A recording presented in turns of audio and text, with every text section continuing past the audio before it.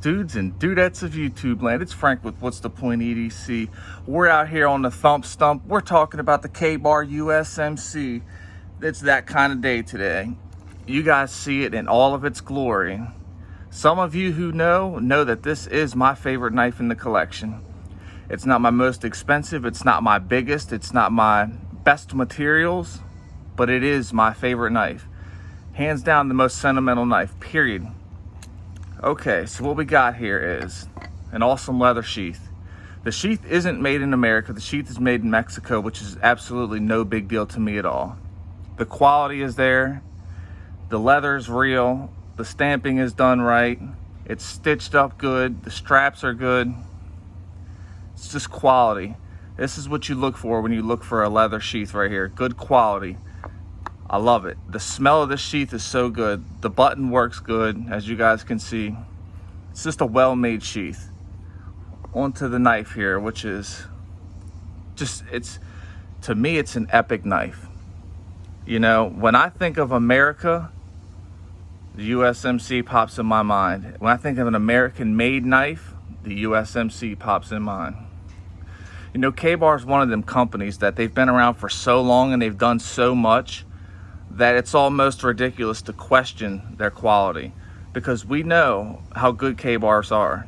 You know, even the people who dislike the USMC will tell you that's still a good knife. It's awesome. It's 1095 Crovan steel. It's a carbon steel and it's done right. What we have here is a clip point blade with a false sharpened swedge, and look at the tip on it. See how it gets real thick right there at the end, right here? Very nice. This is done good. It's got good blade stock on it. It's 12 inches overall length. It's about 5 inches from the guard to the butt cap right here. It's a full length tang on it. So that's something that I do want to talk about, is the tang. It's some people call it a rat tang, some people call it a stick tang. Whatever you want to call it, it's totally fine. It is full length. You can see right here. That's where it ends. It's not the same width as the blade itself, which that's no big deal. See, Kabar actually did a differential heat treatment with this. So what you'll notice is people don't necessarily break these knives, they just bend them, and they're bendable. You can bend them back. So from the blade, from here back, the tang itself is softer than the actual blades that, I mean, I hope everybody's getting what I'm saying. I know I tend to babble on and not do the best at explaining what I'm trying to say sometimes, but I think everybody gets what's going on here. So this is harder than this, and that's done so that way it bends and doesn't break. The leather stacks on this, I mean, it's awesome. Just check it out. This just, to me personally, this screams America. It sure does. Now, what made me think of this, doing this video, was I watched Scab with Choir Boys Outdoors and Joe with JS Bladecraft.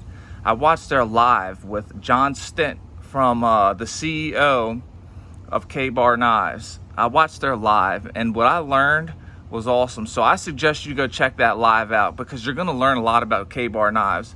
They got a lot of things coming here soon too. You know, this knife was used for so many years by so many men that fought so hard with these knives. Now, this was never a fighting knife. This was never a bushcraft knife. This was a utility knife meant to do utility things. And it's a last-ditch effort knife. This is something that you would use to do things that a gun won't do, because wars are fought with guns and not knives. It's just a great knife. It's got fullers on both sides, 7-inch blade. You see, now the USMC, I think this was actually called the utility knife, because there's so many different models. One says USMC, one says Navy. You've got many different kinds. You've got the dog's head version. You've got different versions of this, and they even made a D2 Extreme. So basically it's the same knife, just a little bit different materials and blade steel, which is awesome because this is such an iconic knife. Now, I'll tell you about this knife right here. As a child, I sat in my great uncle's attic, so hot, sweating so hard, playing with this knife and so many other knives. He fought in the war over in Korea, and this was the knife, not this one, but the USMC was the knife that he used. And man, it's just so cool to think of what these knives have done and what all these knives have been through, all the stress that these things have been through. Now, for this to be a carbon steel, I have no issues with any rusting at all, because the coating is done right. Kabar's coating is good, and I've put this knife through so much, and the coating has worn off some, but I mean, that's what you expect after you've done hard use them. And I'll link in the description my hard use demonstration with this. I've actually done 2 hard use demonstrations with this. It's just done right, guys. This is a knife that it's priced right for the materials, and it'll last you a lifetime. You just take care of it.